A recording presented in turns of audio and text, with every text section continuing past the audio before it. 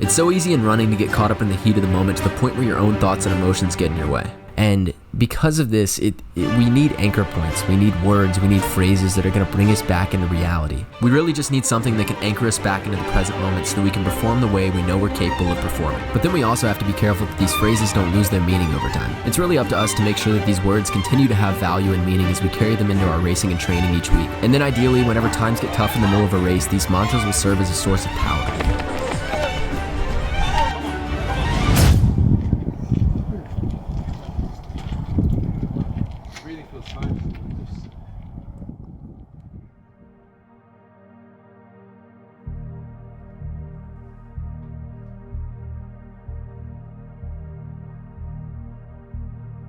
Throughout my 12 years of running, I've had multiple phrases and sayings that have given me power whenever times get tough. Last summer, the phrase I liked to use a lot was "run the mile you're in," which allowed me to be present and in the moment as much as I possibly could. But I think ultimately, if we're not careful, these words can end up losing their meaning. It's kind of like a coach that's constantly yelling at their athletes, and then over time, that yelling becomes ineffective because it's just so repetitive. In this scenario, the coach may never be able to connect with their athletes in the same way and will be forced to find an alternative method to get their point across. And I think in the same way, we can overuse words to the point where they feel meaningless, and it becomes our job to either find a new phrase or to reconnect those original words with their original meaning.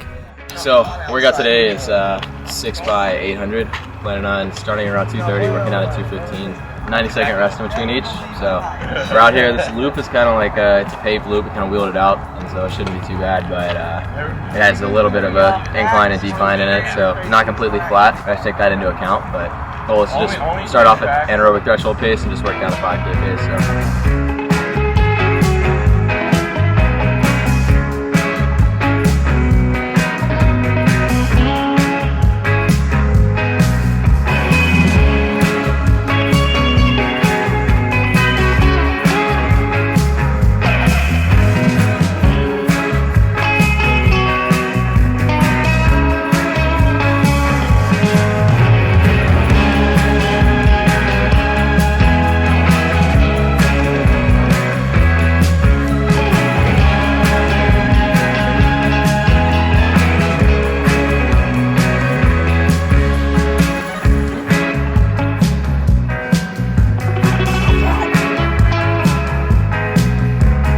For this workout specifically, my mind was focused on the idea that there's peace in discomfort. When things got tough and uncomfortable, I elected to embrace the circumstances instead of becoming a victim to them. The workout wasn't controlling me, I was controlling the workout, and that was the mentality throughout the entire session.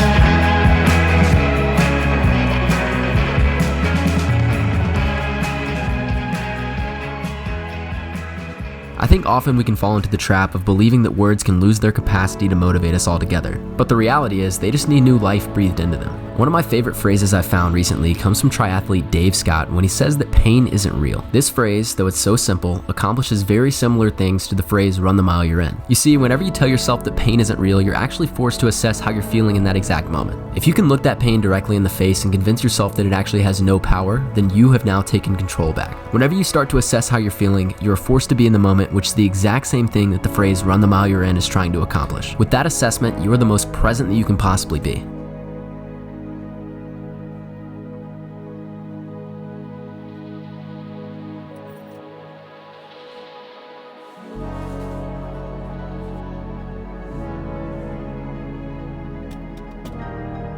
The day before the conference championship, we went out to the course and did our usual pre-meet routine. I didn't really sense a whole lot of tension in the air, which I think was a good thing. All the guys seemed calm and collected and ready to take on the challenge ahead. And then my mentality about the race that was going to happen tomorrow was that I was going to show up and do the exact same things I'd been doing in practice all week. I got it on camera.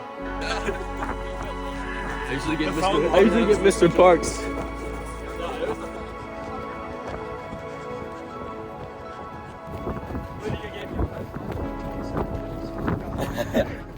So then the next day I woke up at around 5:30 a.m. and it was time to get the show going.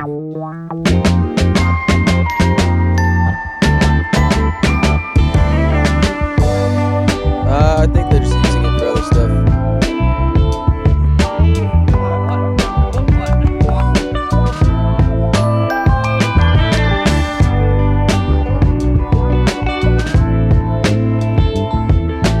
Ready to roll. Yeah. Just gonna get out here, do the best we can on the day, and just leave what we can out there. I think the real thing is just making sure we don't have that. We can manage our fears, manage our emotions, and really stay smooth. Because the more we try to force it, the more bad stuff is gonna happen. So if we can just get out there, manage it, stay smooth, and not try to force anything, we're gonna have a really good day.